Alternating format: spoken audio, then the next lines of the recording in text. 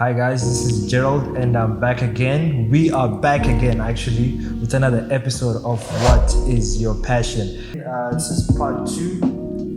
Then on the previous part 1, we were talking about insulin resistance and a lot of people were interested about it. So we're back again with the part 2, but we're going to be talking and diving into estrogen dominance. What is estrogen dominance? So estrogen dominance is a situation where hormones are not balanced, and usually in this instance we're talking about the balance between estrogen and progesterone. Okay. So there's a certain ratio there that's important, and when that ratio is thrown off, that situation is called estrogen dominance, and it happens mainly in women, okay, and is very prevalent in postmenopausal women, but cycling women can get it, and we're also seeing it even in little girls now. And even men, you must remember, men also have estrogen, and we can also get estrogen dominance in men. Okay. So, how prevalent is it, and how do you recognize that you're estrogen dominant? Yeah, estrogen dominant is quite common than you can ever imagine. And the main reason is that the environment that we find ourselves in is very estrogenic. So there's a lot of compounds that occur in our daily lives, like the pesticides that are used to kill pesticides as we grow our food, our vegetables. These are what we call xenoestrogens. So in other words, they are fake estrogens, but they behave like estrogen. So estrogen acts on what are called receptors in the body. Okay. So these estrogens, they also have got the same affinity as real estrogens. Okay. So they also go to these receptors. So in the end, it's a situation where you've got actually too much estrogen, because you make your own estrogen, okay, which you are supposed to break down and detoxify and get rid of. Okay, so if you are poor at the detoxification of estrogen, because you've got liver problems and sometimes it's a genetic predisposition where you're just not very good at detoxifying and getting rid of these estrogens, you become estrogen dominant. Okay. And so anybody can get it. It's usually very prevalent in menopausal women, which is quite paradoxical, because usually when a woman gets menopausal, they're no longer making estrogen, but they're estrogen dominant. But the reason is because as they approach menopause, the two hormones, you've got estrogen and you've got progesterone. So as you approach menopause, progesterone goes down like that, estrogen does that.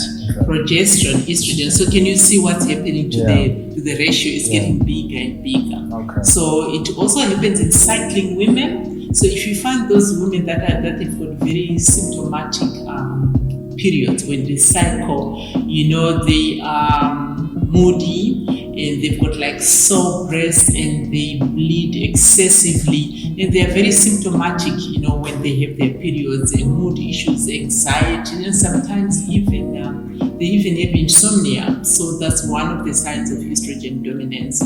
But men also get estrogen dominance, because like I said, men do have estrogen, and they also need to detoxify their estrogen.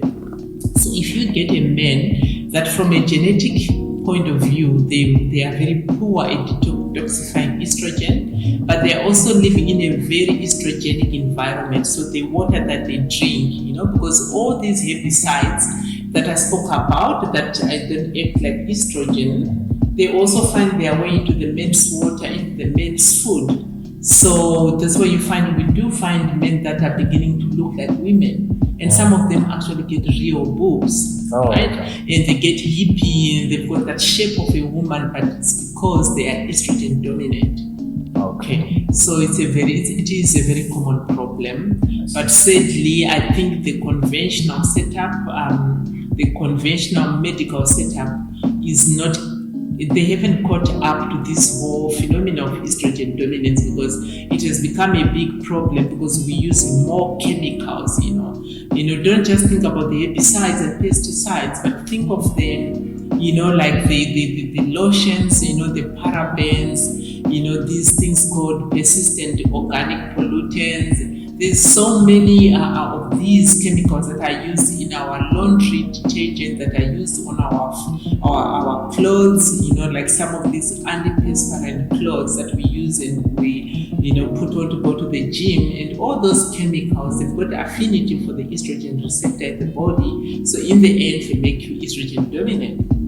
And it's important that you deal with these estrogens, because if you don't, when estrogen is broken down, right, it can be broken down safely. So it's got different ways it gets broken down, right?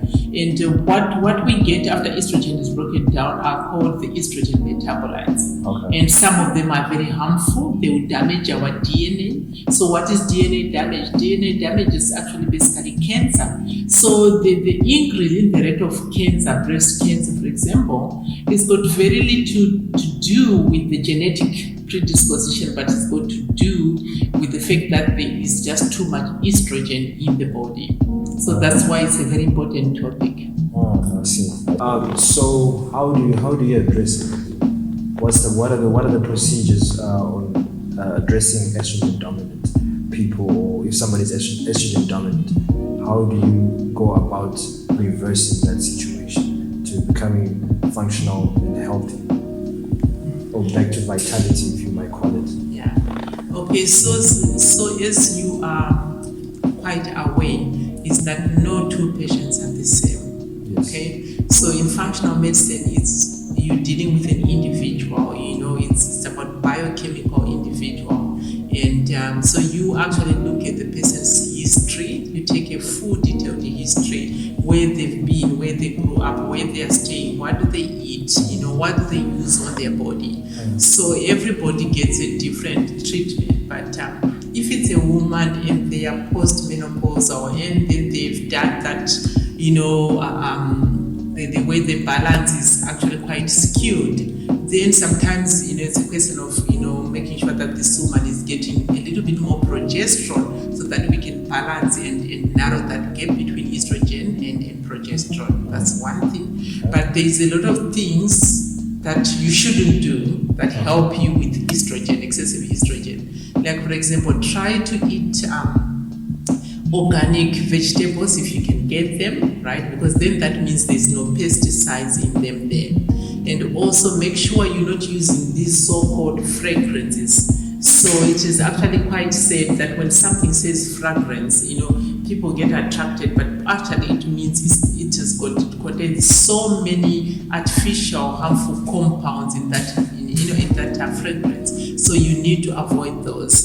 And also in terms like laundry detergent is a good example. And I say that's actually the lowest hanging fruit, because if you change your detergent, so think about it, your clothes are with you 24 hours, because you're gonna put pajamas, which are also your clothes. Your linen is also being washed in this detergent, which is actually a xenoestrogen, a fake estrogen. So that's actually quite important. But we also got a lot of nutraceuticals that we can use, like for example, there's something called sulforaphane, which comes actually from broccoli. So we can give that in tablet form.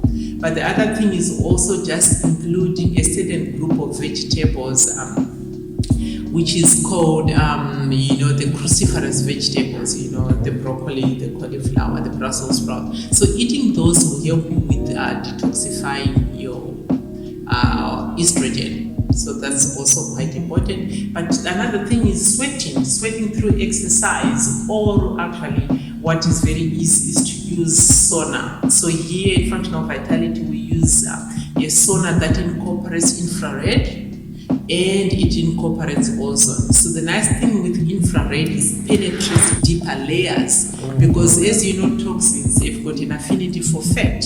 Okay, so all these fake estrogens, which are actually toxins, they end up in your fat tissue. So if you can use something like an ozone infrared sauna, the heat penetrates, and that's how these fat cells can release, all these toxins, through the sweating. So sweating is another good thing that you can do to improve estrogen dominance. But most important is your detergent and what you use to clean your house, your bathroom, and all those chemicals. You mentioned sauna. So let's just say somebody has access to a sauna.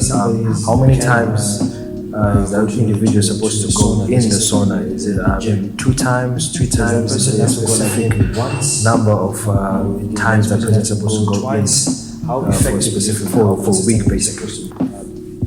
Yeah, it also depends on the person, right? So if it's someone who doesn't have any health issues, maybe doing a sauna, twice a week would be enough to maintain health. But now if there is toxicity, there's estrogen dominance, there's heavy metals, you might find that that person might need up to 4 or 5 sessions a week. But what's also very important is to make sure that the sauna that you're going into is safe, because some of these saunas, they use the so-called, to sterilize the sauna. Okay. And what they are spraying in there is, estrogens. So you're going into that sauna to get rid of your toxins, but actually they spray fragrances and antimicrobials, that are really chemicals that are not good for you. Yeah, so I think it's quite individual how many saunas you can do, a week. Awesome. Okay, and that is it for this interview. Thank you, Plaxy, for coming through, and it was very informative, this episode, and I'm pretty sure this information that you gave us is going to help a lot of people. So where can people actually find you? Where can people find Plaxy Guhr? Okay, so they can visit us here in Westbridge. But anyway, we are on Facebook. Our Facebook page is called Functional Vitality Hub. And then they can also find us on Instagram. So there we are Functional Vitality 1. And our email address and our contact telephone numbers are also on these 2 platforms. Okay. Oh, perfect. So guys, make sure you comment, like, subscribe, and stay tuned for the next episode.